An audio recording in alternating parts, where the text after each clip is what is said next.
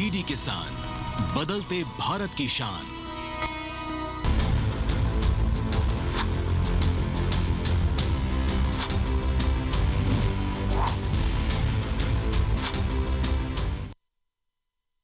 कोशिश जरा सी की जो दुआओं के साथ, चिराग भी जलने लगे हवाओं के साथ। अब ये कोशिश करना बहुत इंपॉर्टेंट है, हम करें, आप करें या फिर सरकार करे, और ऐसी ही कोशिश लगातार प्रधानमंत्री नरेंद्र मोदी भी करते हैं।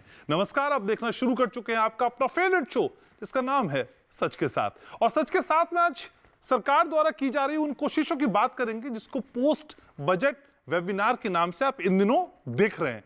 बजट आया, वो हम सब ने देखा। बजट में कई बातें थी जो हम कुछ समझे, कुछ नहीं समझे, लेकिन बजट के बाद चर्चाओं की एक खास श्रृंखला की जाती है और इसी श्रृंखला के जरिए लोगों तक बजट से जुड़ी हर बात पहुंचाने का प्रयास होता है। अब चाहे बात स्वास्थ्य की हो, रोजगार की हो, कृषि की हो, एमएसएमई की हो, यानी सरकार क्या सोचती है और क्या करती है और नीतिगत फैसले आपके लिए जानना कितना जरूरी है, यही तो है पोस्ट बजट वेबिनार।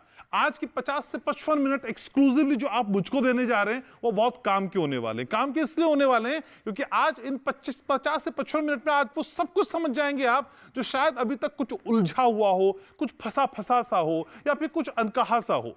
देश के उत्कृष्ट पैनलिस्ट मेरे साथ आज जुड़ने जा रहे हैं और जो आपको समझाएंगे कि आज पोस्ट बजट वेबिनार से जुड़ा ये कार्यक्रम आपको देखना क्यों चाहिए। तो फिर आप जानते ही हैं, मेरे शो की रवायत है, एक रिपोर्ट हम आपको दिखाते हैं, बल्कि एक डिटेल रिपोर्ट आपको दिखाते हैं जो समझाती है विषय के बारे में, और उसके बाद हम जब लौटते हैं तो फिर बेहद खास मेहमानों का खास पैनल मेरे साथ जुड़ता है जो आपको बताता है, समझाता है और यह भी चेताता है कि आपको सच का साथ क्यों निभाना है। तो आप देखना शुरू कर चुके हैं सच के साथ, ये रिपोर्ट फौरन लौट रहा हूं।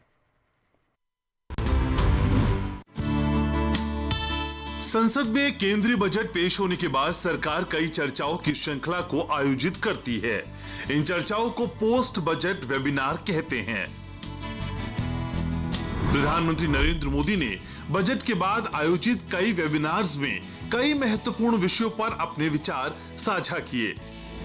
इन वेबिनार्स में सूक्ष्म, लघु एवं मध्यम उद्यम, एमएसएमई, विनिर्माण, निर्यात, परमाणु ऊर्जा मिशन, विनियामक सुधार, निवेश, व्यापार सुगमता, किसान, स्वास्थ्य और खेती जैसे कई विषयों पर चर्चा की गई।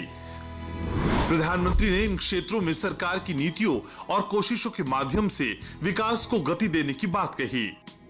इन वेबिनार्स के दौरान प्रधानमंत्री ने विभिन्न क्षेत्रों के विशेषज्ञों, उद्योगपतियों और नेताओं से संवाद किया और बजट के महत्व पर विस्तार से चर्चा की। उन्होंने विशेष रूप से बजट में किए गए उपायों को स्पष्ट किया जो भारतीय अर्थव्यवस्था को प्रोत्साहन देने, रोजगार सृजन और व्यापार के माहौल को सुधारने के लिए बनाए गए हैं।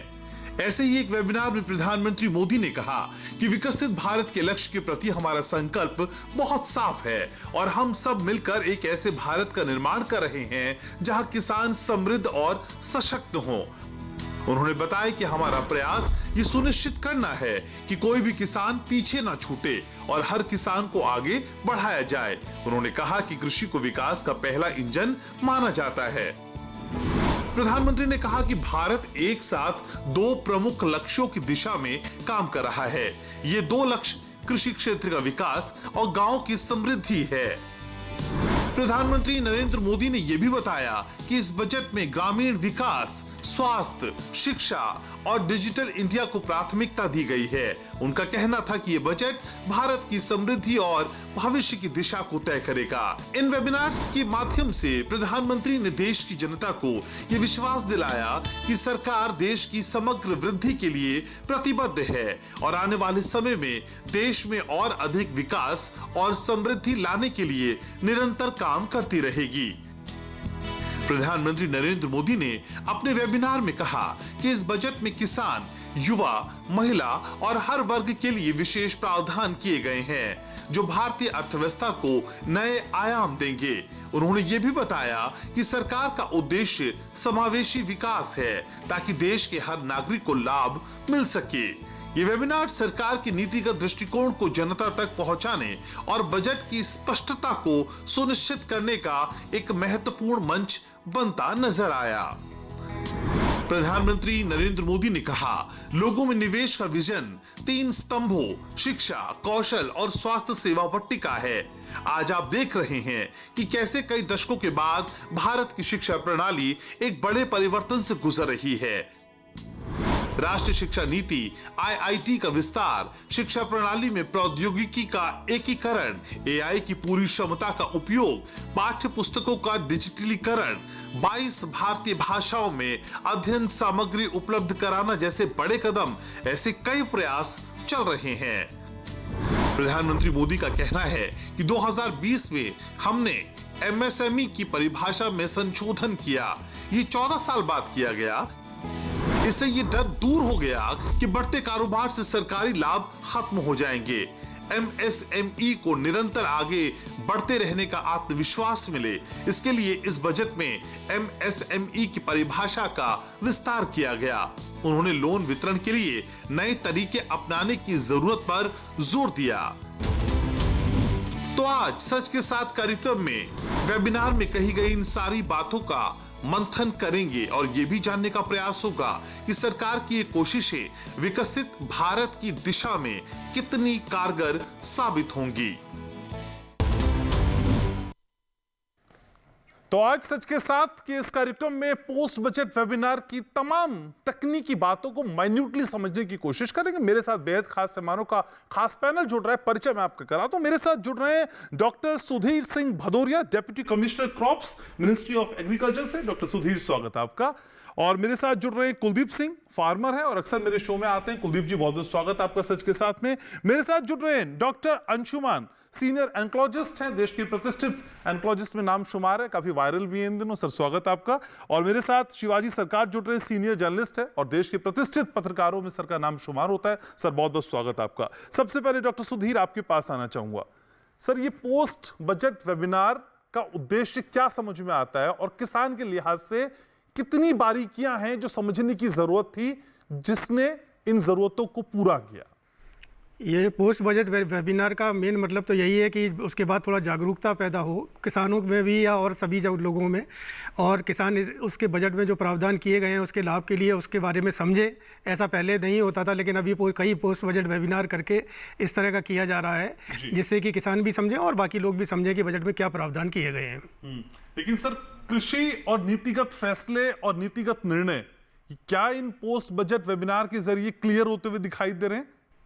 बिल्कुल क्लियर होते दिखाई दे रहे हैं, क्योंकि उससे लोग सवाल जवाब भी कर रहे हैं, पूछ भी रहे हैं क्या क्या कन्फ्यूज़न है उस तरह का है, तो उससे बिल्कुल क्लियर हो रहे हैं। तो क्या बजट में इस तरह की गुंजाइश थी कि कुछ बातें समझ में नहीं आ रही थी, जिसकी वजह से इस तरह की वेबिनार्स होने चाहिए थे और हो रहे हैं?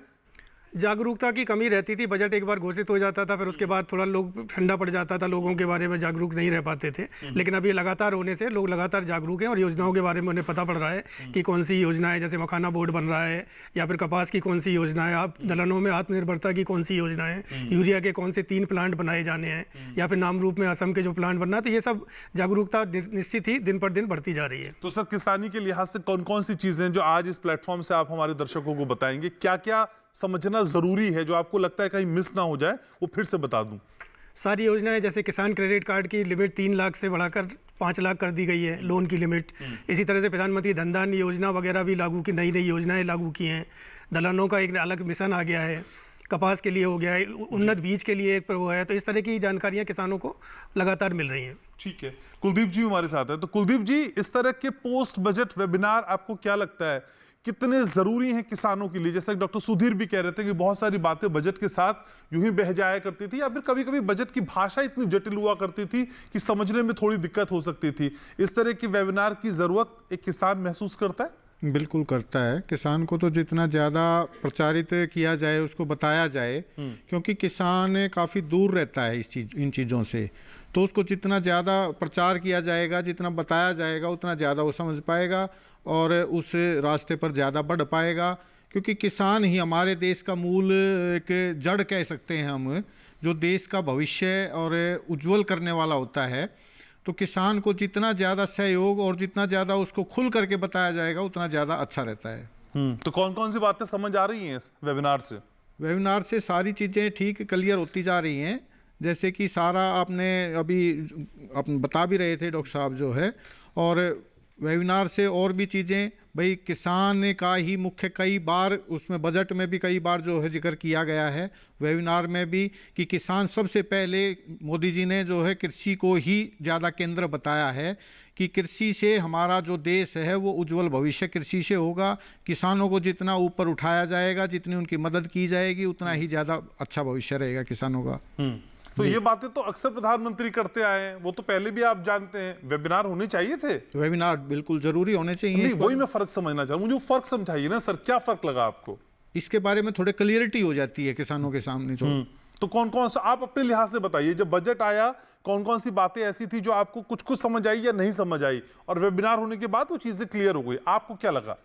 उसमें काफ़ी कुछ क्लियर होता है, जैसे अभी बता रहे थे डॉक्टर साहब भी बता रहे थे, वैसे भी जो है हमें पता लगा कि ये जो सारा का अपना इसमें किसानों के लिए जो कपास की, दलहन की जो चीज़ें हैं, यूरिया के प्लांट से आदि जो है वो अलग वो किए गए हैं, और ग्रामीण क्षेत्र के लिए और काफ़ी योजनाएं जो है बढ़ा रहे हैं उस चीज़ के लिए। जी ठीक है, डॉक्टर अंशुमान हमारे साथ हैं। डॉक्टर अंशुमान, स्वास्थ्य को लेके अक्सर चिंता जाहिर होती रही है और चिंता जताते रहे हैं, प्रधानमंत्री खुद कई बार बातचीत कर चुके हैं, लेकिन बजट के बाद पोस्ट बजट वेबिनार, क्या वो चिंता इन वेबिनार्स में भी आप रेखांकित होते हुए देख पाए? जी, पहले तो आप बार बार जो सवाल कर रहे हैं उसको इसी पे देख लें कि पोस्ट बजट वेबिनार क्या जरूरी था, होना चाहिए था। देखिए, कंज्यूमर साइकोलॉजी के हिसाब से अगर देखें तो एक आम तौर पे देखें तो सियासी और वोटर, इसकी साइकोलॉजी, तो ये डिजिटल सिंक्रोनाइजेशन जब से हुआ, जिसको बहुत साल पहले एक मोबाइल का टैगलाइन था, कर लो दुनिया मुट्ठी में, तो आज सबके पास डिजिटल सुविधा पहुंच चुकी है। अब ये बात सियासी गलियारे से कैसे गांव तक पहुंचा दी जाए, एक एक को बता दिया जाए, इसके लिए कहते हैं in sync with digital world. Digital world के साथ आपने बातें पहुंचा दी, सिंप्लीफाई करने की कोशिश की गई। जो आपने स्पेसिफिक हेल्थ का पूछा, उसमें एक चीज़ बहुत अच्छी हुई, जिसमें डे केयर कैंसर ट्रीटमेंट के लिए सुविधाएं जो उपलब्ध कराने की बात हुई। आम तौर पे उत्तर प्रदेश, बिहार, उत्तराखंड, छत्तीसगढ़, झारखंड, इन इलाकों से लोग सिर्फ कीमोथेरेपी कराने बड़े शहरों की तरफ आते थे। कोविड में इसको देखने को मिला था, जिसमें ट्रेन बसें बंद हो गई थी, तो इनकी कीमोथेरेपी, बेसिक कीमोथेरेपी जो 4 घंटे में हो सकती है, इसके लिए रोजगार छोड़ के, जॉब छोड़ के लोग चल के आते थे। इसकी अगर सुविधा हो जाती है, हर कम्युनिटी हेल्थ सेंटर, बहुत बड़े सेंटर की जरूरत नहीं होती है, जिसका प्रावधान इसमें किया गया है, उसको सुचारू रूप से चलाने के लिए गैप महसूस हो रहा है। गैप ये है कि डिजिटल वर्ल्ड की बात जब आपने कही, आर्टिफिशियल इंटेलिजेंस के ज़माने में एक हर समय पैटर्न बोलता हूँ, हब एंड स्पोक पैटर्न, कि सेंट्रल बजट दिया, हर स्टेट के कैपिटल में उसका हब बन जाए, कि मरीज कीमोथेरेपी के लिए आया, आप मुजफ्फरनगर इलाके के हैं, आप जाइए वहाँ पे बेड खाली, कीमोथेरेपी करा लीजिए, मरीज को भागना नहीं पड़ा, आराम से जा सकता। अगर इसको आर्टिफिशियल इंटेलिजेंस टेक्नोलॉजी को इनकॉर्पोरेट कर लें, तब जाके ये मॉडल सक्सेसफुल होगा। उसी में इनकॉर्पोरेट कर दें cancer prevention, heart disease prevention, और सबसे बड़ी जो समस्या भारत की भी हो चुकी है, डायबिटीज की रोकथाम, जिसके लिए अल्ट्रा प्रोसेस्ड फूड पे कर टैक्स बढ़ाने की बात कही गई है। तो उस तरह से प्रिवेंशन पे अगर ध्यान दे दें, इसी कम्युनिटी हेल्थ सेंटर से प्रिवेंशन, अर्ली डिटेक्शन इन सारी बीमारियों का, और डिलीवरी सिस्टम को हब एंड स्पोक पैटर्न से जोड़ दें, तब जाके इस बजट का सदुपयोग होगा। अदरवाइज ये बजट कहाँ चला जाएगा, ब्लैक होल की तरह किसी अंधेरे में गायब हो जाएगा, पता नहीं चलेगा इसका फायदा कितना होगा। लेकिन डॉक्टर अंशुमान, सोच और एग्जीक्यूशन के बीच का जो गैप था, जो पहले हुआ करता था, क्या वो गैप जरा भी बढ़ता हुआ नजर नहीं आ रहा है? बिल्कुल भर रहा है। उसका सबसे पहला तो ये देखिए, जो एंड कौन है, कंज्यूमर, एंड पब्लिक है। पब्लिक को पता रहेगा कि कैंसर डे केयर की बात हो रही है, आयुष्मान भारत योजना जहां जिस स्टेट में लागू नहीं वहां लागू होने जा रहा है, तो ये तो अच्छी बात है, जागरूक कर दिया आपने।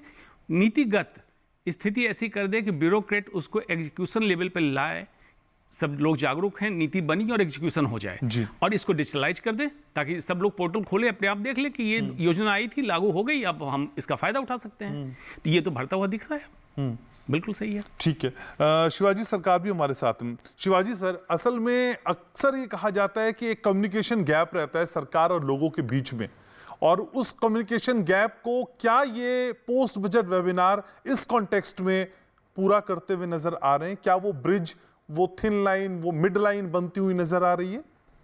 देखिए, सरकार की हर वक्त कोशिश रही है कि ये मिड लाइन जो है बने।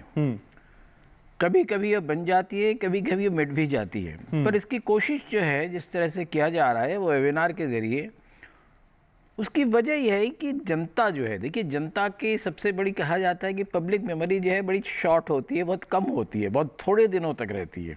इसलिए जनता को कई बार कई चीज़ें बार बार बतानी पड़ती है, चाहे वेबिनार के ज़रिए हो, चाहे रेडियो टॉक्स के ज़रिए हो, और इस तरह के बहुत सारी चीज़ें जो उसके ज़रिए जो उनको ये बताने की ज़रूरत होती है कि क्या हो रहा है। और जनता जो सरकार जो कर रही है वो अगर जनता को पता होता है तो जनता में एक सुकून मिलता है। नहीं तो क्या होता है, अगर मान लीजिए इनसी चीजें पता नहीं होता है तो जनता में बेचैनी होती है। बेचैनी होती है तो सरकार जो कुछ कर रही है उसके बारे में वो ठीक से समझना नहीं चाहती। इसलिए सरकार की अब कोशिश यही है कि बार बार जनता को ये समझाया जाए कि काम किस तरह से हो रहा है। और बजट जो है, देखिए बजट है क्या, बजट एक आर्थिक डॉक्यूमेंट है, एक सामाजिक डॉक्यूमेंट है, एक राजनीतिक डॉक्यूमेंट है।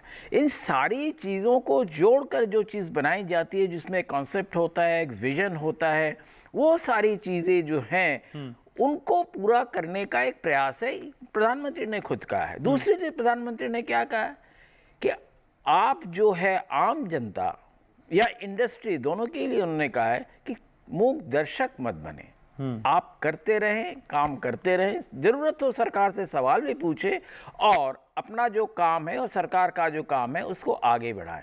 तो ये जो एक प्रोसेस है, ये प्रोसेस कम्युनिकेशन की जो स्ट्रेटजीज है उसको एक मजबूती ज़्यादा देती है, लोगों से कनेक्शन ज़्यादा होता है, लोगों से ही नहीं, लोगों और लोगों के बीच में, आम लोगों के बीच में भी जो है जो एक संवाद बनता है उसका एक प्रक्रिया है ये। तो इसलिए जो है ये जो बजटिंग का प्रोसेस है उसमें क्या क्या चीज़ें हैं, देखिए ये एक माइलस्टोन माना जाता है। हर बजट एक माइलस्टोन होता है, हर बजट कुछ नए कदम बताता है और नए कदम पर कैसे हम चलें वो समझने की ज़रूरत है। जैसे इस बजट में देखिए, अगर इन भारत की जो है लॉजिस्टिक्स जो है उसके ऊपर इसका बहुत ज़्यादा फोकस है, जिससे कि जो व्यापार है उस पर एक स्ट्रेस हो, उस पर ज़्यादा आगे बढ़े। और व्यापार के साथ साथ क्या चीज़, व्यापार कैसे बढ़ेगा, जब इंफ्रास्ट्रक्चर होगा, डिजिटाइजेशन होगा, क्योंकि डिजिटाइजेशन जो है जिन में व्यापार हो रहा है उनको भी समझने में आसानी होती है जब सामने चीज़ें लिखे हुए तरीके से आती है या पिक्चरों के ज़रिए आती है, तो उनसे बड़े आसानी होती है समझने में।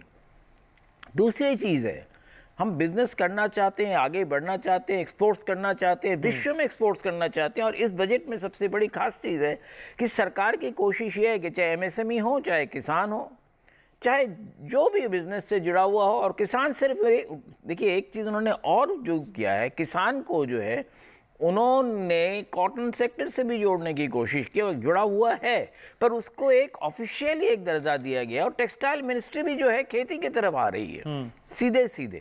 तो ये सारी चीज़ें जो है कैसे आमदनी नहीं समझेगा जब उसको बताया जाएगा कि ये चीज़ें हो रही है। अब सामान्य रूप से टेक्सटाइल मिनिस्ट्री और कॉटन के जो फार्मर है, जो कॉटन के जो किसान है कपास के, उनके बीच में ताल्लुकात तो रहते हैं, पर जिस तरह से इस बार इसको बताया गया है उससे लगता है कि वाकई किसान के लिए कुछ वाकई किया जा रहा है, जो सिर्फ एग्रीकल्चर मिनिस्ट्री नहीं बल्कि जो है और दूसरे मंत्रालय भी ये कर रहे हैं। और एक चीज़ और है, सिर्फ यहीं पे चीज़ें ख़त्म नहीं होती है, इसके साथ ट्रांजिट का जो कॉस्ट है, देखिए कोई भी चीज़ ले जाते हैं उसके दाम बढ़ते हैं, दाम बढ़ जाता है, दाम बढ़ता है तो किसको फ़र्क आता है, जो सामान ले जाके बेचता है सबसे पहले उसको फ़र्क आता है, फिर जो सामान खरीदता है उसको फ़र्क आता है। तो उन चीज़ों को जो है एक स्ट्रीमलाइन करने की जो कोशिश की जा रही है वो भी लोगों को समझने की चीज़ है। साथ में कई तरह के मिनरल ऐसे हैं जिसको माइनर मिनरल्स कहते हैं, पर वो बहुत हमारे लिए उपयोगी होती है, उसकी माइनिंग किस तरह से की जाए, उसमें किसान की भागीदारी कैसे हो, ये सारी चीजें इंपॉर्टेंट। और छोटी छोटी दो चीजें बता के मैं और खत्म करता हूँ। सर अभी खत्म मत करिए सर, अभी तो शो है, लेकिन एक छोटी सी बात का मेरा जवाब दे दीजिए। जी हाँ, बताएं। जब पीएम मोदी बोलते हैं तो वो बात दिमाग से ज्यादा दिल पे पहुंचती है, ये बात पीएम समझते हैं, और यही वजह है कि पोस्ट बजट वेबिनार और ज्यादा इंपैक्टफुल नजर आ रहे हैं। जी हाँ, बिल्कुल। देखिए, कौन कैसे बात करता है इसका तो असर जरूर पड़ता है। हाँ। और प्रधानमंत्री नरेंद्र मोदी के लिए ही कहा जाता है कि वो एक अच्छे कम्युनिकेटर है, लोगों से संवाद स्थापित अच्छा कर लेते हैं। और इसलिए जब वो कोई बातें कहते हैं तो लोग उनको संजीदगी लेते हैं, और उस संजीदगी की वजह से जो है लोगों को चीजें ज्यादा अच्छी तरह समझ में आती है। और जब लोगों को ज्यादा अच्छी तरह समझ में आती है तो इसमें सिर्फ किसान ही नहीं, देखिए इसमें व्यापारी, MSMEs को खास करके जोड़ा गया है इस बार, और अन्य तरह के जो है व्यापार हो, चाहे आपके न्यूक्लियर एनर्जी तक को जो है किसान के साथ जोड़ने की कोशिश की गई है। तो ये जो एक लंबा बहुत बड़ा फोकस है, मतलब योजनाओं का जो जिस तरह से जो जाल बनाए गए हैं उसमें एक चीज और भी है, जिन जिलों में पैदावार बहुत कम होती है ऐसे जिलों पर भी इस बार के बजट में बहुत जबरदस्त फोकस है। और 100 ऐसे जिले हैं तो पैदावार जहाँ कम होती है उसके बहुत सारे वजह होते हैं, सबको पता है, मौसम होता है, वहाँ की ज़मीन होती है, वहाँ की कनेक्टिविटी होती है, कई चीज़ें होती है। तो इन 100 जिलों पे जो खास तवज्जो दी जाएगी उससे सबसे पहले जो चीज़ होगी, जो भी वहाँ के किसान होंगे या लोग होंगे या गांव के लोग होंगे उनकी आमदनी बढ़ेगी। दूसरी चीज है, जब पैदावार बढ़ेगी तो पैदावार कहाँ जाएगी, पूरे मुल्क के पैदावार में वो बढ़ोतरी होगी। और ये जो फायदा होगा इससे, देखिए हमारी कोशिश क्या है, हिंदुस्तान अब कोशिश ये कर रहा है कि हम अंतर्राष्ट्रीय बाजार में जाके अपने खाद्यान्न को दूसरों तक पहुंचाएं, तो उसको पहुंचाने में भी हमें आसानी होगी। नहीं तो यानी जो सरकार सोचती है वो लोगों तक पहुंचे, और उसी का मेन काम करने का काम ये पोस्ट बजट वेबिनार कर रहे हैं। सर, ब्रेक के लिए मुझे रुकना है, एक छोटे से ब्रेक के लिए रुकने, चर्चा लगातार जारी है और आज का ये शो बहुत खास है। छोटे से ब्रेक के बाद जल्द लौट रहा हूं, रहिएगा मेरे साथ।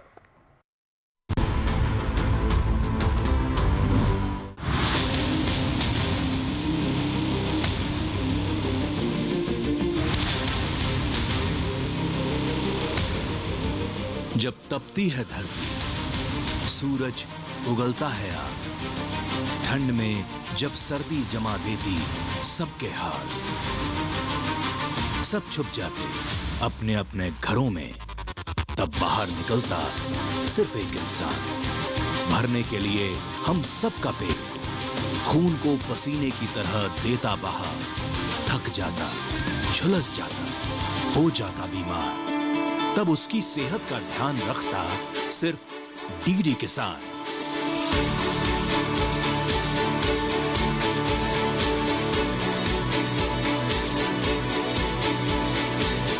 देखिए स्वस्थ किसान शनिवार शाम 6 बजे लाइव, सिर्फ दूरदर्शन किसान चैनल पर।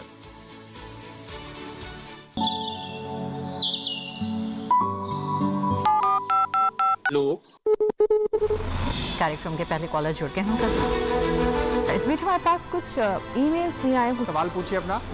में जो मकान पैदा करेंगे इनमें कौन सी सावधानी बरतनी है? गर्म इलाकों के लिए आप HRM 99 इनसे आप कुछ फल ले सकते हैं। जैस्मीन के पेड़ पे जैस्मीन, उसको पूरी खुली धूप चाहिए। फसल में कीट लगा हो या कोई बीमारी, पशुपालन में हो कोई दिक्कत या चाहिए कोई जानकारी, फोन उठाइए, नंबर मिलाइए और कहें हेलो किसान। सोमवार, बुधवार और शुक्रवार शाम 6 से 7 बजे सिर्फ डीडी किसान पर।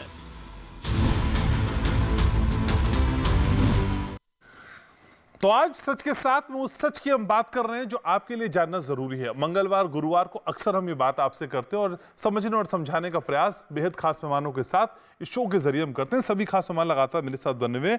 डॉक्टर सुधीर मेरे साथ हैं। तो डॉक्टर सुधीर, इन्हीं पोस्ट बजट वेबिनार में प्रधानमंत्री ने कहा कि देखिए भाई, कोई किसान पीछे ना छूटे, हर किसान सशक्त हो, समृद्ध हो। यानी प्रधानमंत्री की विजन में किसान सबसे पहले है, यह बात तो तय हो गई है। निश्चित ही किसान प्राथमिकता पर है, खेती प्राथमिकता पर है सरकार की, और इसीलिए 1,71,473 करोड़ रुपए का प्रावधान किया गया है, जो कि सब्सिडी 1,67,000 करोड़ से वो अलग है। तो यानी इतने बड़े अमाउंट का प्रावधान किया गया है, इसलिए किसान प्राथमिकता पर जरूर रहता है सरकार के। तो सरकार काफ़ी ध्यान दे रही है किसानों की ओर, यह बजट में स्पष्ट हो रहा है। लेकिन जो छोटे और मझोले किसान हैं, अक्सर उन तक कहते हैं कि योजनाएं नहीं पहुंच पाती, लेकिन इस बजट में उनके हित को समझने की कोशिश करें तो ये होता हुआ दिखाई दे रहा है इस बार। जैसे कि अभी किसान क्रेडिट कार्ड की लिमिट छोटे किसान ही है जो कि लोन लेते हैं किसान क्रेडिट कार्ड 3 लाख रुपए तक, तो उनका लिमिट अब 5 लाख तक बढ़ा दिया गया है। ऐसे ही प्रधानमंत्री धन धान्य योजना जैसे मेरे साथी वक्ता ने भी बताया अभी 100 जिलों में लागू की गई है, तो वह भी किसानों के लिए लाभदायक होगी, उनका उत्पादन बढ़ेगा, देश का उत्पादन बढ़ेगा, खेती की प्रगति होगी, इस तरह से, इसीलिए यह प्रावधान है। लेकिन सरकारी योजनाओं के एग्जीक्यूशन पे कई बार सवाल उठते हैं डॉक्टर सुधीर कि वो ग्राउंड सरकार जो सोच रही है परफेक्ट सोचती है, उसका विजन भी है सब तक पहुंच जाए, लेकिन उसके नीचे नीचे पहुंचते पहुंचते उसमें कुछ कुछ झोल आ जाते हैं। क्या उनको दुरुस्त करने की भी जरूरत है? हाँ घनश्याम जी, आपने बहुत अच्छा प्रश्न पूछा है। इसमें वेबिनार का मकसद ही यह है कि लोगों तक जानकारी पहुंचे, जागरूकता पहुंचे, लोग जागरूक हों, और मैं तो कहता हूं ऐसी वेबिनार हैं और रेप्लिकेट होना चाहिए जिससे कि लोग ये समझ सकें कि उन्हें क्या लाभ मिल सकता है, उस अलग अलग संस्थानों को क्या उससे लाभ मिल सकता है, किसानों को क्या लाभ मिल सकता है, और उन्हें इस जागरूकता को और फैलाना चाहिए, प्रसार करना चाहिए। लेकिन डॉक्टर अंशुमान, जब हम आम आदमी की बात करते हैं और वेबिनार की बात करते हैं, किसान की बात करते हैं, तो ये वेबिनार की कनेक्टिंग जो है एक आम आदमी से और किसान के साथ उस लेवल पे हो पा रही होगी जैसा हम सोच रहे हैं? हालांकि बदल गई हैं बहुत सारी चीजें, लेकिन फिर भी ये बदलाव की बयार उतनी बड़ी है क्या कि आम आदमी खुद एसोसिएट कर पा रहा है या किसान एसोसिएट कर पा रहे होंगे? जी, अभी तो देखिए किसान डायरेक्टली वेबिनार में नहीं जुड़ेंगे। इसके आज तो जमाना शॉर्ट्स और रील्स का हो गया है। फिर इसके कुछ यूट्यूब पे लिंक्स आएंगे, अलग अलग सोशल मीडिया पे लिंक्स आएंगे, और उससे संबंधित आज एल्गोरिथम बेसिस पे आर्टिफिशियल इंटेलिजेंस आपके मोबाइल पे वही चीज़ पुश करेगा जो आप सर्च कर रहे हैं। तो उनके रिलेवेंट वीडियोज, रील्स उनके मोबाइल पे पहुंच जाएंगे। अब जरूरत है किसान या फॉर दैट मैटर कोई भी एंड यूजर कंट्री का अवेयर हो गया कि पोस्ट बजट कोई वेबिनार जैसी चीज़ है। आपने सर्च किया, आपके काम की चीज़ आ जाएगी। अब आप अवेयर होके आप संबंधित कार्यालय में, संबंधित मंत्रालय में, संबंधित ऑफिस में जाके आप पूछ सकते हैं, दस्तावेज देख सकते हैं। आजकल तो ट्रांसपेरेंसी, पारदर्शिता का युग है, उस चीज़ को मांग सकते हैं। और आप लाभार्थी हैं तो आप लाभार्थी हो रहे हैं तो मिल रहा है, नहीं मिल रहा है, नहीं मिल रहा है तो पोर्टल में रिपोर्ट करें। इन सारी चीज़ों में भागीदारी की जरूरत है। मैं तो हर समय इस बात को कहता हूँ कि मतदाता उसी दिन रहिए, वोट दे के निकलिए, नागरिक बन जाइए। मतलब अपना हक मालूम है तो इसके लिए चर्चा भी कीजिए, बात भी कीजिए। ऐसा नहीं कि सरकार ने नीति बना दी, आपके पास नहीं पहुंच रही, आप चुप बैठे हैं कि अगले अब चुनाव में देखें, चुनाव मत देखिए। और सरकार तो चाहती है चर्चा करिए, चर्चा करिए, मांगते हैं प्रधानमंत्री खुद। और खास करके मैं जिस क्षेत्र से हूँ, स्वास्थ्य तो भाई प्राथमिकता होनी चाहिए, और स्वास्थ्य आपका हक है, आपको मिलना चाहिए, आपके दरवाजे तक पहुंचना चाहिए। बड़े शहर में ही आके इलाज हो ऐसा ना हो, प्रिवेंशन की बात भी हो। जहाँ किसानी की बात हो रही थी उस पे एक चीज़ है, स्वास्थ्य, बहुत सारे बजट आते हैं कि किसान को फर्टिलाइजर देने के बाद, जिसमें मैं हर समय कहता हूँ कि फार्मर हॉस्पिटल बनाया जाए। अच्छा। उसका मतलब ये है कि वहाँ की सॉइल टेस्टिंग, वाकई किसान को यूरिया डालने की जरूरत है कि नहीं, फॉस्फेट डालने की जरूरत है, पोटास डालने की जरूरत है कि नहीं है। लोग ओवर यूज कर रहे हैं, उनका अधिक पैसा इसमें खर्च हो जाता है, लाभ कुछ नहीं होता है। तो ये छोटे छोटे जनपद से लेके बिल्कुल तहसील तक में इस तरह की लेबोरेटरी बिठा दीजिए। बड़ी छोटी सी लेबोरेटरी है, 60,000 रुपये एक मशीन आती है, जिसमें सॉइल, वाटर, उस एरिया में कौन सा फसल कितना उत्पाद दे सकता है, डेमोग्राफी क्या है, ज्योग्राफी क्या है, सबके बेसिस पे बैठा दे। ये ज़्यादा उपयुक्त होगा और ज़्यादा आपको आउटपुट देगा।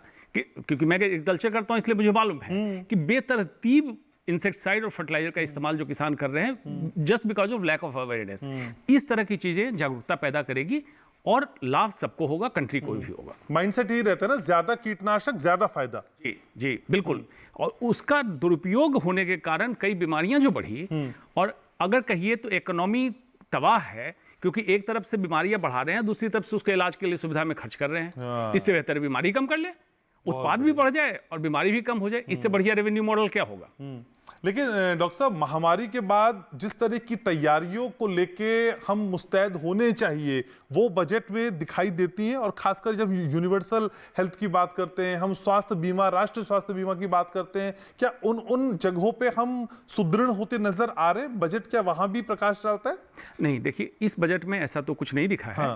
उसका कारण यह है कि महामारी के समय, कोविड पैंडेमिक में, हमें बेसिक प्राथमिक स्वास्थ्य व्यवस्था में गड़बड़ी दिखी थी। थर्मोमीटर, पैरासिटामॉल, बेसिक आईसीयू और ऑक्सीजन की किल्लत, ये दिखी थी। इस पे सुदृढ़ होना, अभी उस पे बहुत स्ट्रॉन्ग कोई कदम नहीं लिया गया। कैंसर क्योंकि एक महामारी फॉर्म में बनकर निकल चुका है, और 2025 में चाहे ना चाहे, डिक्लेयर करें ना करें, India global capital of cancer declared है। इतने केसेस हमारे निकल रहे हैं और टिप ऑफ आइसबर्ग है, जितने केसेस रिपोर्ट हो रहे हैं टिप ऑफ आइसबर्ग है। इसलिए बार बार मैं कह रहा हूं या तो आधार कार्ड से लिंक करें या कैंसर का आईडी बनाएं। अगर सुदूर में भी कोई कैंसर डिटेक्ट हो और बाद में 3 शहरों में जाके इलाज कराए लेकिन उसकी रिपोर्टिंग प्रॉपर हो, ये अगर हो तब जाके आप समझ सकेंगे। तो आपको दुरुस्त करने की जरूरत है primary health services, community health services and tertiary health services. अभी हमारा खर्चा किस पे ज्यादा हो रहा है? ज्यादा एम्स खोल देते हैं, ज्यादा बड़े मेडिकल कॉलेज खोलते हैं, उसकी जरूरत है, ज्यादा डॉक्टर हमें चाहिए, लेकिन at the same time primary health services strong करना है। आयुष्मान भारत योजना जो है ये प्राइवेट हॉस्पिटल में फंडिंग हो रही है, लेकिन in the same time government system को हमें एम्पावर करने की, सुदृढ़ करने की जरूरत है। एंट्री मैनेजमेंट ये बहुत अच्छा है, लेकिन क्या पूरे समय तक ये सरकारी राजस्व मतलब पब्लिक का रेवेन्यू का पैसा हम प्राइवेट अस्पताल को देते रहेंगे? Answer is no. हमें गवर्नमेंट सिस्टम को एम्पावर करना, जो आज से 40 साल पहले मेडिकल कॉलेज जिस तरह से एम्पावर्ड था, फिर से हमें एम्पावर कर देना चाहिए और public private partnership strong bond कीजिए और पूरे health care system of the state, her state का सुपरवाइज हो।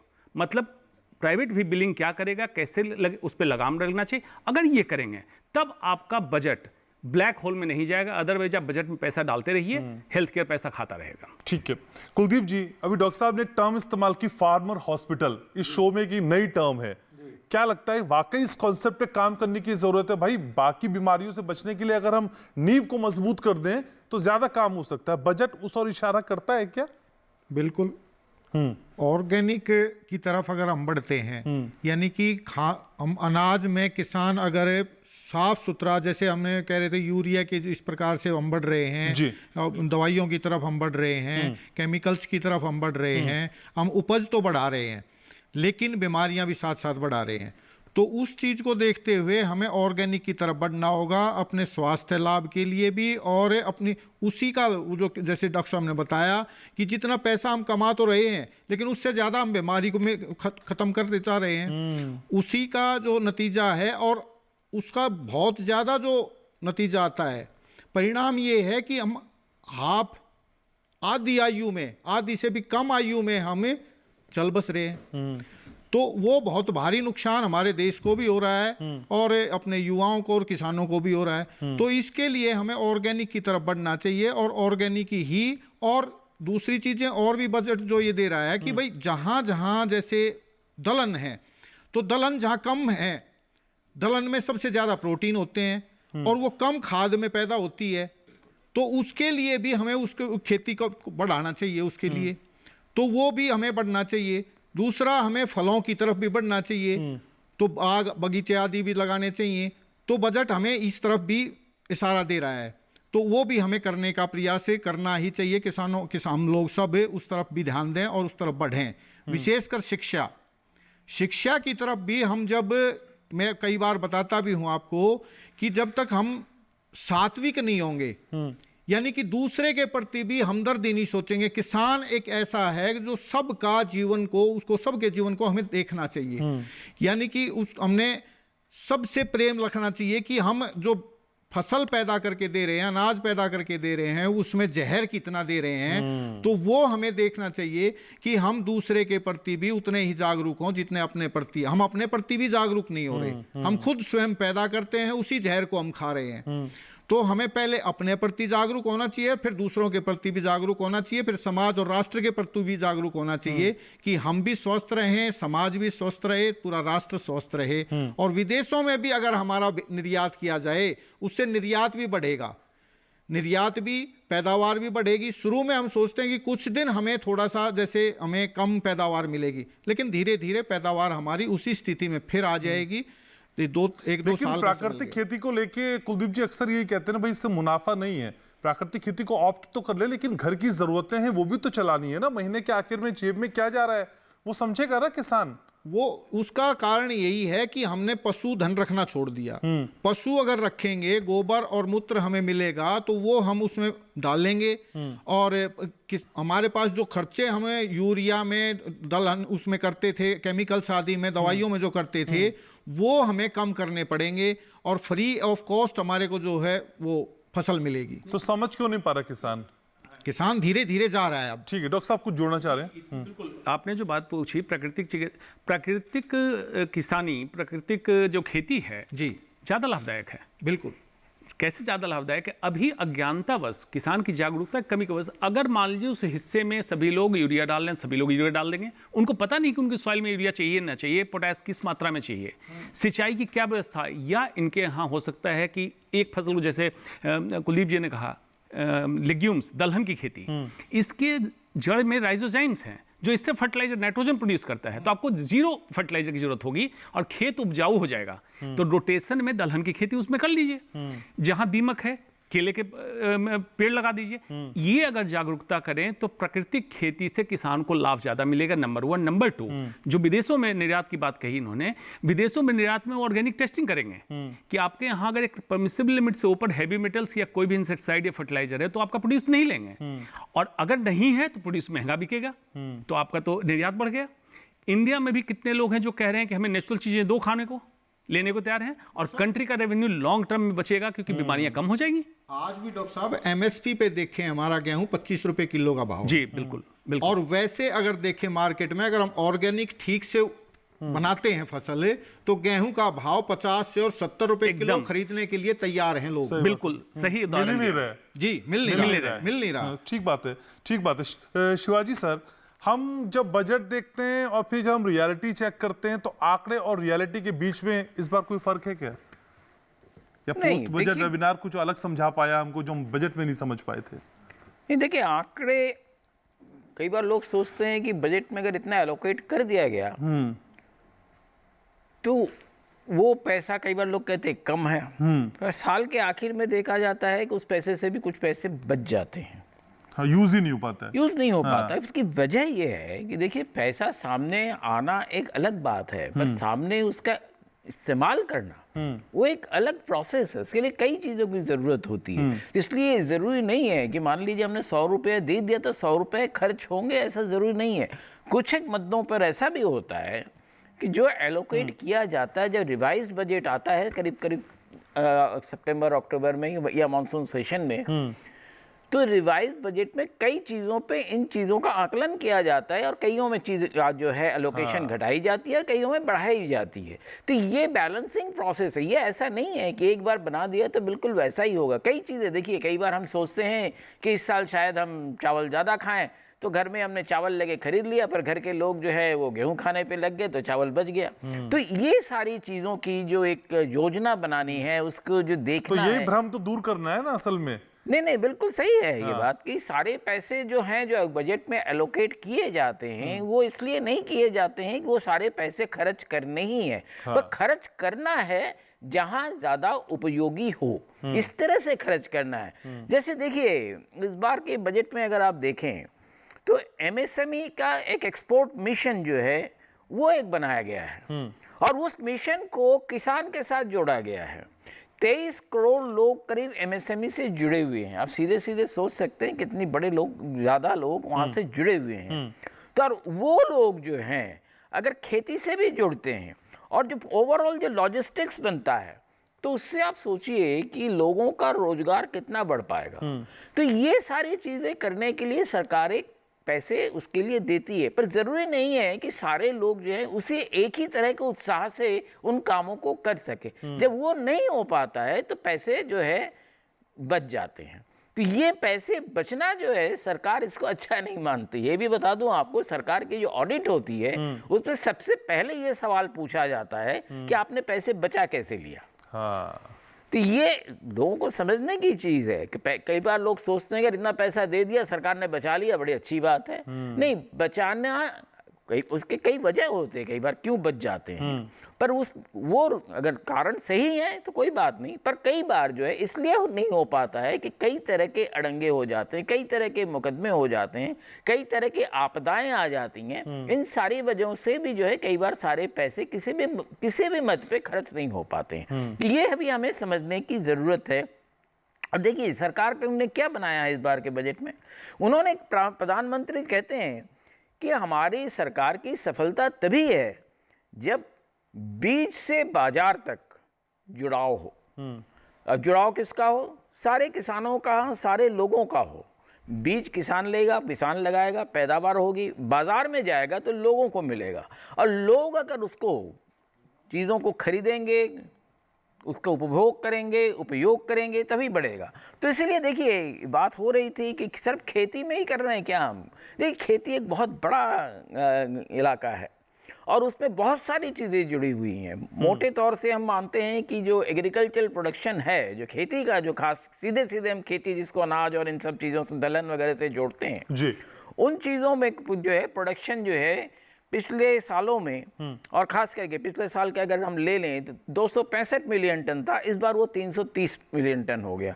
और एक चीज़ हम भूल जाते हैं कि हॉर्टिकल्चर है, जो फल वगैरह सारी जो पैदावार जो आती है वो सारी चीज़ें की जो पैदावार अब हो रही है 350 मिलियन टन हो रहा है। इसलिए हम देख रहे हैं कि फलों का जो निर्यात है वो भी हम करने लगे हैं और हमारे फलों के डिमांड भी है। हमारे चीज़ों के जो हम चावल पैदा करते हैं उसकी बहुत डिमांड ज़माने से रही है। पर इधर हमने ये भी महसूस किया, जैसा कि ये कुलदीप जी भी बता रहे थे, डॉक्टर अंशुमान भी बता रहे थे, कि कुछ चावल के वैरायटीज़ में जो है वो केमिकल जो है वो मिले, तो उसकी वजह से जो हमारे निर्यात पे असर पड़ा। और ये जो सारी अब कह रहे हैं प्राकृतिक खेती और ये सारी चीज़ें जो है इसीलिए की जा रही हैं कि इस तरह के रेसिड्यूज जो हैं उसमें ना मिले।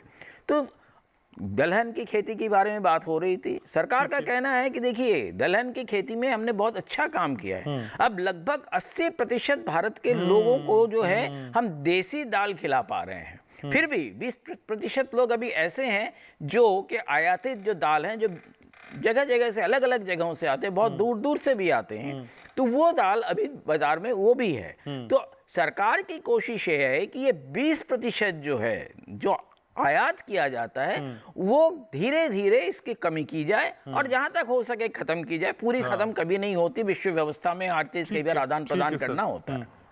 ठीक है, तो आत्मनिर्भर बनने की कोशिश हर लिहाज से दिखाई देती है। आप मेरे साथ बने रहिए, एक छोटे से ब्रेक के लिए रुक रहे, चर्चा लगातार जारी है, छोटा सा ब्रेक, जल्द लौट रहा हूं।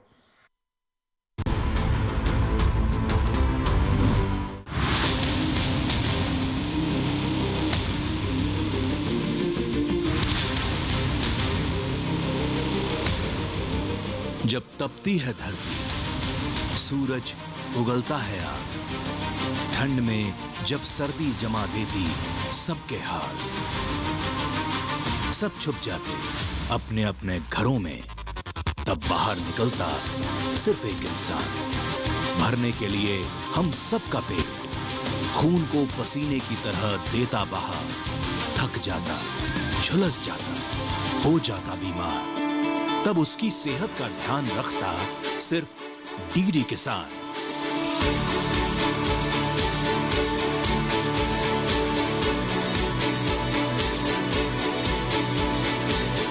देखिए स्वस्थ किसान शनिवार शाम 6 बजे लाइव, सिर्फ दूरदर्शन किसान चैनल पर।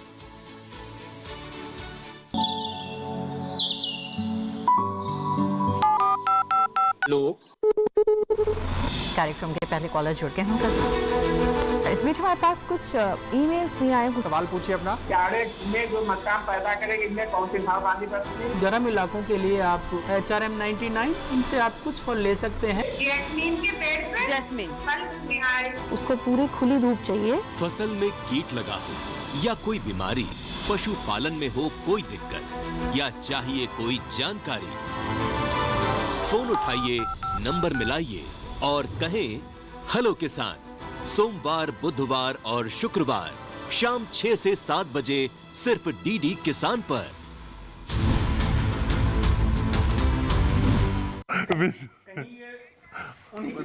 तो सच के साथ आप देख रहे हैं और सच के साथ में यकीन मानिए ब्रेक के दौरान और शो के दौरान दोनों समय चर्चा लगातार जारी है, क्योंकि टॉपिक बहुत इंटरेस्टिंग है और यही हम समझने की कोशिश और समझाने की कोशिश कर रहे हैं कि पोस्ट बजट वेबिनार आपके लिए समझना क्यों जरूरी है। सभी खास सवाल लगातार मेरे साथ बने हुए हैं। तो डॉक्टर सुधीर, अगर सरकारी स्तर पर हम तैयारियों की बात करते हैं, कई बार बजट की भाषा शायद या आंकड़े आम आदमी की समझ से थोड़े से क्लिष्ट हो सकते हैं, टिपिकल हो सकते हैं, क्या उससे अलग सरल तरीके से समझाने की कोशिश का नाम भी पोस्ट बजट वेबिनार है? जी हाँ, बिल्कुल। पोस्ट बजट वेबिनार का मतलब प्रसार करना ही है और जागरूकता फैलाना है उसको, और जिसको कि आसानी से समझाना, या फिर जो जैसा कि अभी मेरे साथी वक्ता ने बताया शॉर्ट मेमोरी होता है, तो उसको भी थोड़ा सा लोगों को समझ में आए, याद रहे कि ये प्रावधान किए गए हैं। तो इस तरह से और सरकार में भी काफ़ी तैयारियां इस चीज़ की हो रही हैं और भी वेबिनार कराए जाएंगे। तो वेबिनार की श्रृंखला क्या तय की जाती है कि इतने वेबिनार किए जाएंगे, इतने समय तक किए जाएंगे और किन किन विषयों पे किए जाएंगे, किन किन सेक्टर्स पे किए जाएंगे? रूपरेखा कैसे तैयार होती है डॉक्टर सुधीर? इसमें जैसे कि इस वेबिनार में भी काफ़ी स्टेक होल्डर्स जैसे कि किसान, वैज्ञानिक और सभी लोग जुड़े थे, राजनेता या वो और जो सरकारी कर्मचारी हैं सभी लोग जुड़े थे। अब वो अलग अलग लेवल पर अलग अलग यूनिवर्सिटीज़ में, अलग अलग कॉलेजेस में इस तरह की वेबिनार की जागरूकता, कृषि विज्ञान केंद्रों में जागरूकता उनको भी जोड़ा गया था इससे। वैसे तो अलग अलग जैसे इसको रेप्लिकेट करेंगे इस वेबिनार को तो उसका निश्चित ही लाभ प्राप्त होगा।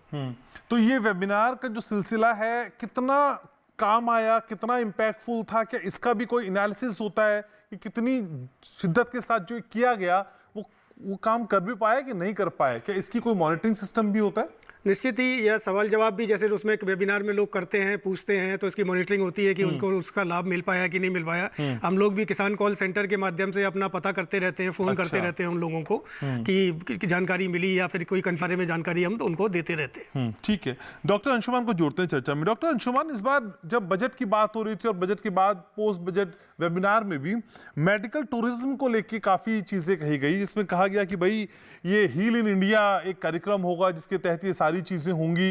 इस तरह के टूरिज्म की आपको क्या लगता है कितनी ज़रूरत है अगर वैश्विक मानचित्र के खाके पे हम भारत को कसने की कोशिश या परखने की कोशिश करते हैं? बहुत बढ़िया। इससे पहले के सवाल का थोड़ा सा टच करता चलो कि पोस्ट बजट वेबिनार जो किया गया, देखिए आज डिजिटल सिस्टम में कितने लोग क्या देखे, क्या सारा ये रेप्लिका जो सेंट्रल कंट्रोल है उनके पास आ जाएगा कि कितने लोग क्या व्यू कर रहे हैं, जिससे ये जरूर पता चलेगा अल्टीमेटली सरकार में बैठे लोग हैं तो पॉलिटिशियन, तो उनको वोटर कन्वर्जन में भी इससे मदद मिलेगी अदर देन जो दिखाया जा रहा है कि जो मदद मिलने वाली है। अच्छा। तो ये अच्छी एक एनालिसिस हो सकती है जिसको हम मैनेजमेंट की लैंग्वेज में कहते हैं ग्रेप वाइंडिंग। आप एक सगुफा छोड़ के देखें कि इसका पब्लिक पे क्या रिस्पॉन्स आया और उसका अगर रिस्पॉन्स अच्छा आया तो वेबिनार और करते रहें। ये बात। अब चलिए medical tourism in India, virtual medical tour करके अब उसका नाम चेंज कर दिया गया मेडिकल टूरिज्म का, कि विदेशों से खास करके CIS कंट्री जो उज्बेकिस्तान, किर्गिस्तान, कजाकिस्तान, ये अजरबैजान, ये सारी जो कंट्री हैं, साउथ ईस्ट अफ्रीका जिसमें नाइजीरिया, इथोपिया, इन सब जगहों से लोग इलाज कराने भारत आते हैं। प्राइवेट हॉस्पिटल में आते हैं, सारे फुटफॉल प्राइवेट हॉस्पिटल में हैं और ये मिनिस्ट्री सीधे यहाँ पे उनके इंटरप्रेटर, लैंग्वेज इंटरप्रेटर होते हैं, वो लेके आते हैं यहाँ पे प्राइवेट हॉस्पिटल में ले जाते हैं। लेकिन इंडिया से जब मरीज बाहर जाता है इलाज कराने, फॉर एग्जांपल सिंगापुर, कुछ पॉलिटिशियन ने भी किडनी ट्रांसप्लांट कराया, अपनी चर्चा में सुना होगा, कहाँ जाते हैं? गवर्नमेंट हॉस्पिटल में।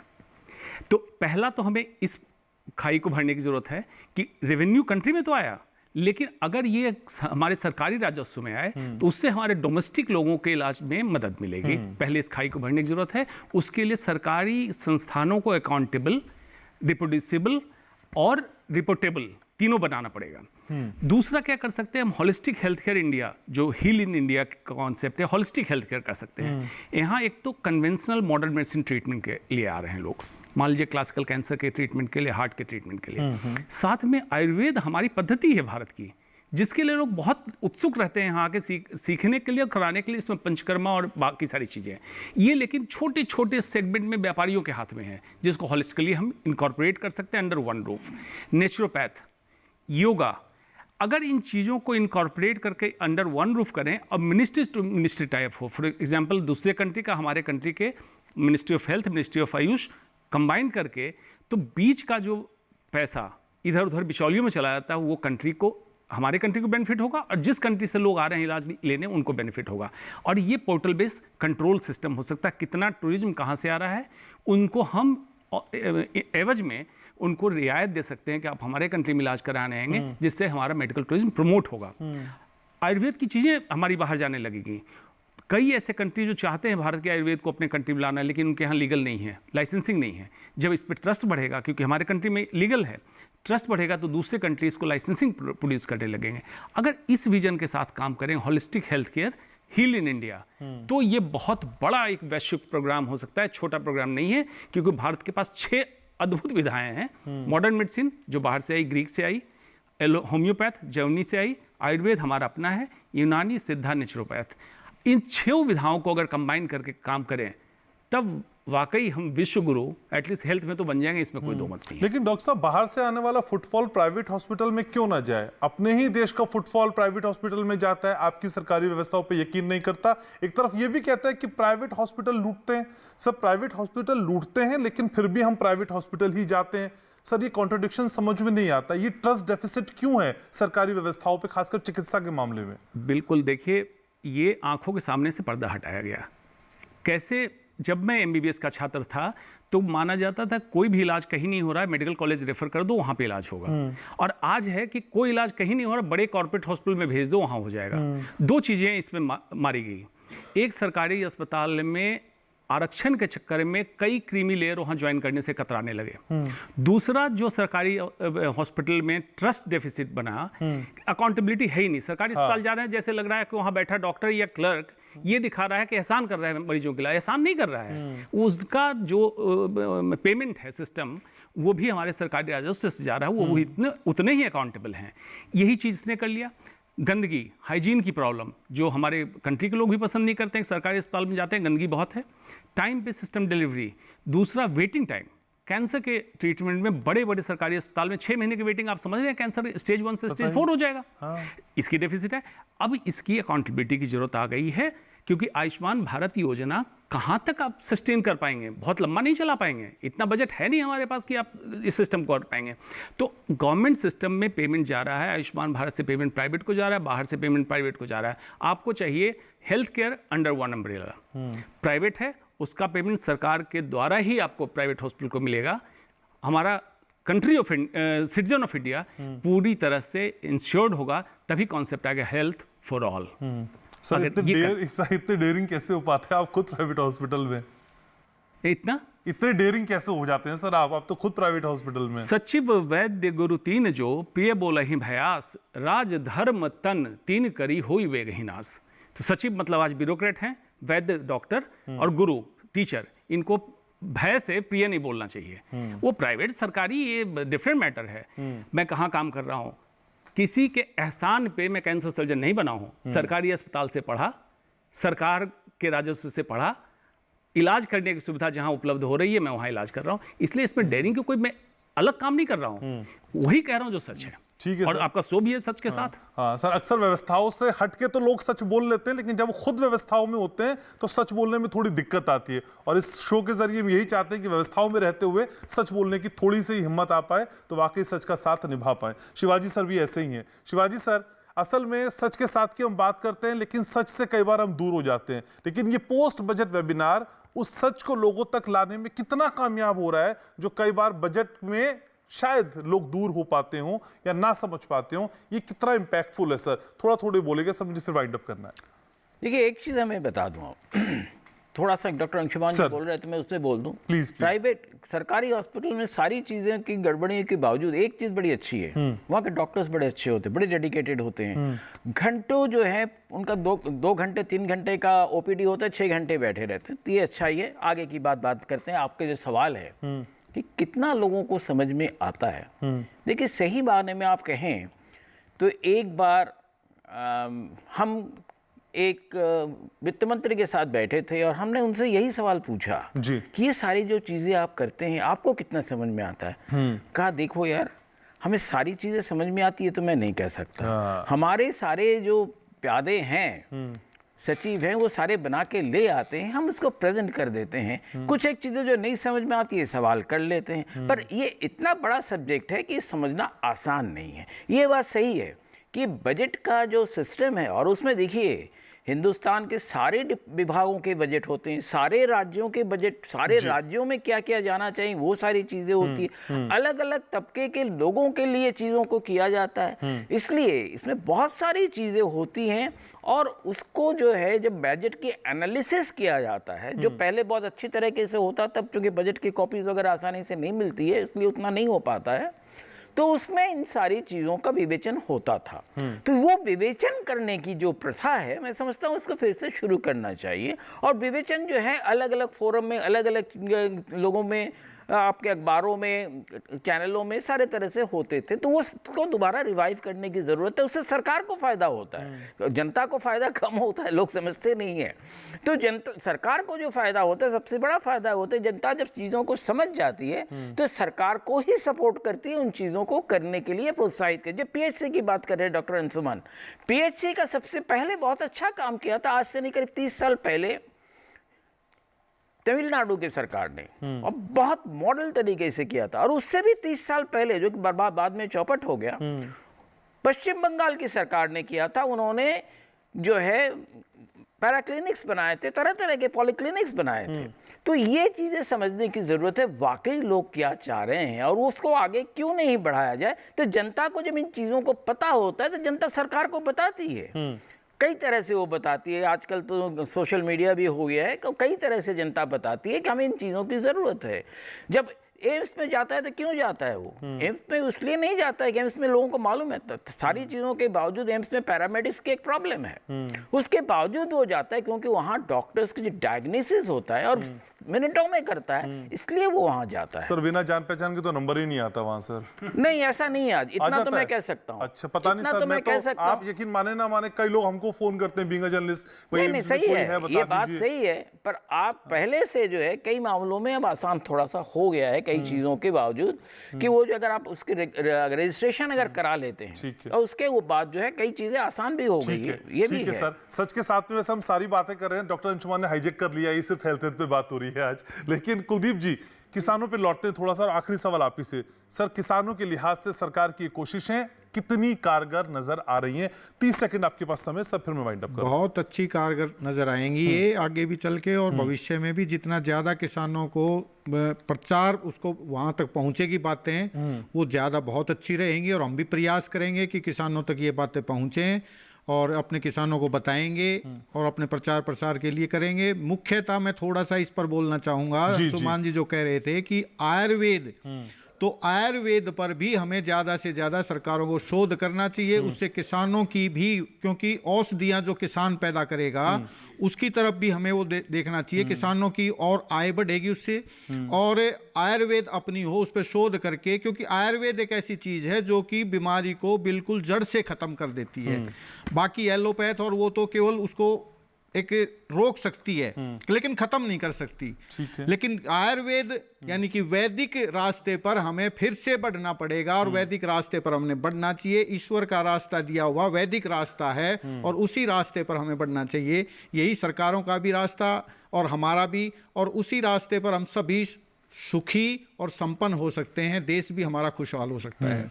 जी अच्छा सर, 10 ही सेकंड है। 10 सेकंड नहीं, 5 सेकंड प्लीज। देखिए, प्रधानमंत्री ने कहा ये बजट जो है ग्लोबल इंजन ऑफ प्रोग्रेस के लिए बनाई गई है, और इसको किसान से लेकर आम आदमी तो जितना जल्दी अपनाएंगे उतने आगे हम बढ़ सकते हैं। ठीक है सर, बहुत बहुत शुक्रिया सर आप सभी का, आप लोग आए, चर्चा में जुड़े, अपनी राय रखी। Thank you so very much sir. सच के साथ के इस अंक को आज यहीं समेटना है, लेकिन अगले अंक में फिर आपसे मुलाकात होगी। लेकिन तब तक के लिए आप के पास इस पूरे प्रोग्राम का लिंक थोड़ी देर में YouTube चैनल के जरिए आपके पास होगा। आपके कमेंट का मैं बेसब्री से इंतजार करता हूं, आपके रिएक्शंस मुझे वहां जरूर चाहिए। आप हमारे शो को पसंद कर रहे हैं, मैं जानता हूं, इसके लिए शुक्रिया। लाइक करिए, शेयर करिए, सब्सक्राइब करिए और देखते रहिए सिर्फ और सिर्फ दूरदर्शन किसान, क्योंकि यहां वो है जो और कहीं नहीं।